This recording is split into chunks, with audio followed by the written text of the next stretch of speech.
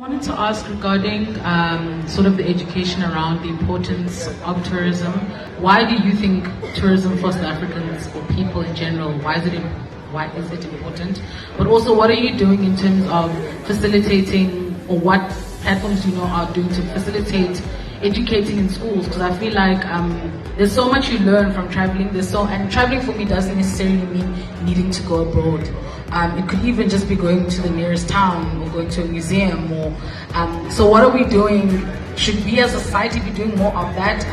Are there more platforms that we need that are supposed to go into schools to educate? Because obviously when it comes to budgeting, sometimes those kind of outings don't take priority, especially because from a financial perspective, are we going to prioritize travel or are we going to prioritize textbooks?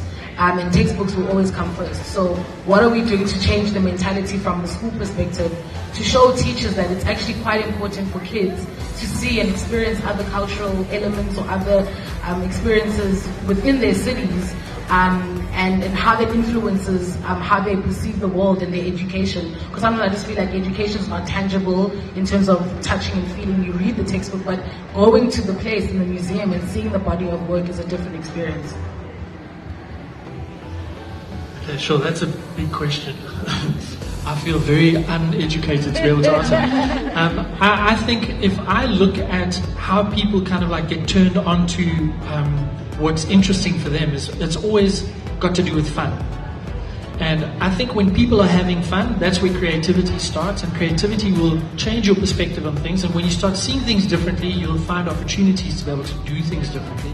So I think education and the role that educators have in South Africa is going to continue the way that it has for the last couple of years.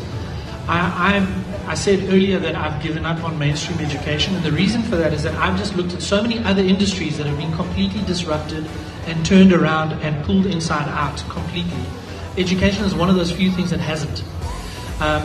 There's a video clip that you should all go and you should make a note right now. All do a search for the fourth industrial revolution. It's something that's really taking place at the moment, and it brings everything together. So I haven't spoken about artificial intelligence or machine learning or any of these other big technologies that are now starting to play a much bigger role in society. And when you see how these things are starting to impact our lives, it's important to see that some people who are interested in a topic are going to find and devour as much information as they possibly can on that topic. Now with the internet, with YouTube, with all of these online learning tools that are available freely, like Khan University or Khan Academy, you now have the opportunity to digest and to learn things that a normal teacher in a schoolroom with a textbook would never be able to teach you. So the information age really has opened up and really made so many things available to us as consumers and people who are interested in things. And I mentioned earlier that if you don't bring that fun element into it, people aren't going to actually latch onto it and make it happen. So, not being a protagonist the way that I normally am, I'm going to steer clear from opinions on education. But I really think that when you look at people like Elon Musk, when you look at guys like Richard Branson, when you look at people like Steve Jobs, they haven't gone through the normal education process that we are all expected to follow to become an engineer or a doctor or an accountant. And sometimes that has worked to their advantage.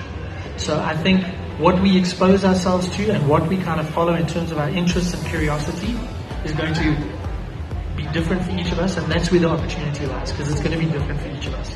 So that's my preaching for the day.